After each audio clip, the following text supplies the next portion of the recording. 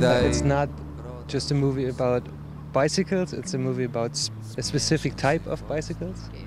They're called fixed gear bikes, and the thing is, it's like a subculture in Germany right now, or it started out as a subculture. And the special thing is these are bikes with no brakes.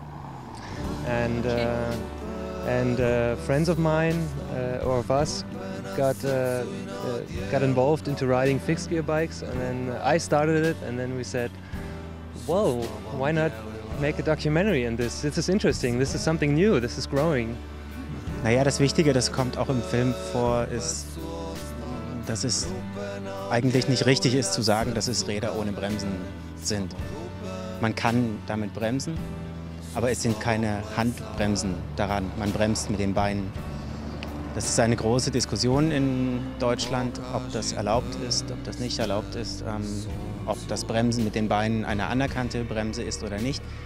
Also manche sagen, es ist illegal, mit diesen Rädern zu fahren, für andere ist es wieder legal. Das war ein spannender Punkt, um diesen Film zu machen. Willst du erstmal übersetzen, oder?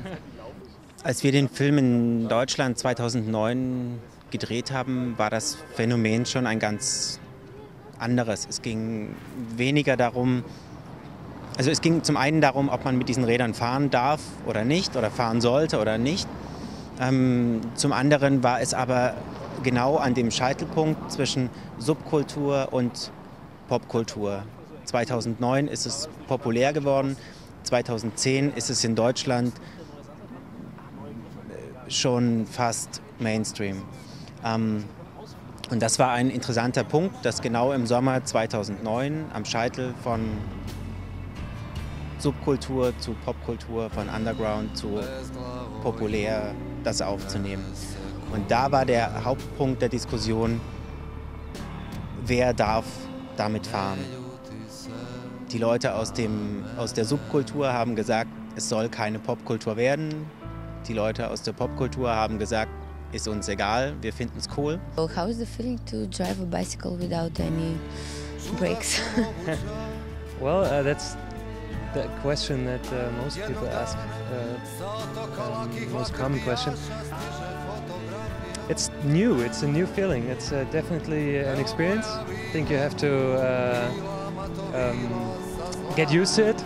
It definitely is, adrenaline is an important part of it. It's like you always want to do the unknown and the forbidden, of course. But at a certain point you get over this part. It's not just adrenaline, you know, it's not just riding a bike with no brakes. It's dangerous, I gotta do it. No, it's a different kind of riding. You will hear that from everyone, or from most people. It's you're a lot more focused, you know, because you have to watch the traffic. You can't just rely on your brakes and cruise along and then, oh, if somebody comes, there's an obstacle, I got to brake. You're a lot more, you know, focused, concentrated on riding. Did you put the camera on a bicycle also, or in a car, or how was it? Well, Christian sat on a motorcycle, on a motorbike, and was riding. Was, you know, sitting next to the motorcycle rider and filming from the motorcycle. We filmed from a car, but we never actually had the camera on a bike. Never really did, because we have a big camera, and you know, if there's extra weight added, it's difficult. Do you have a car, or do you ride with the bus, or you just use your bicycles? Mostly we use bicycles. Okay, great. We do. Even here we do. People are really confused. What, you coming with the bike? No, we'll that's why we brought him, because we ride him. So have you ride them through Skopje here? Is it different driving through Skopje with bicycles? Have you tried? Well, it's a city like every big city, and driving here is not like the people drive pretty. They don't look for cyclists, and that's a problem, I think. And just because they're not used to cyclists. Because if there would be a lot more cyclists here on the streets, people would get used to it, and it wouldn't be an issue anymore. So. In Germany is easier, even without brakes. I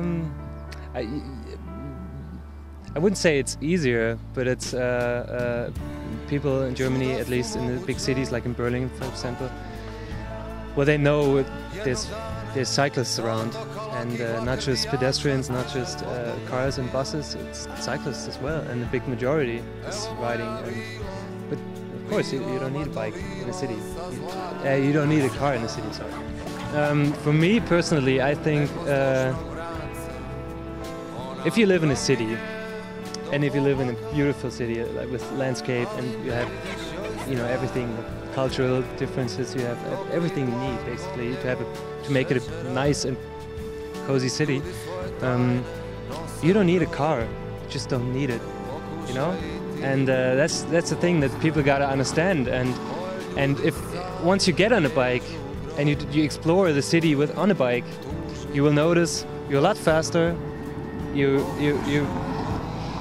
spend not even half the money you spend on a car. You don't need a parking lot, You don't get frustrated in traffic jams. And I think once people understand that it's just the best thing. Ich denke, auf dem Rad lebt man mehr mit der Stadt. Also man erlebt die Stadt anders und man ist anders ein Teil der Stadt, wie auch als Fußgänger. Aber in einem Auto ist man isoliert und auf dem Fahrrad ist man ein Teil der Stadt.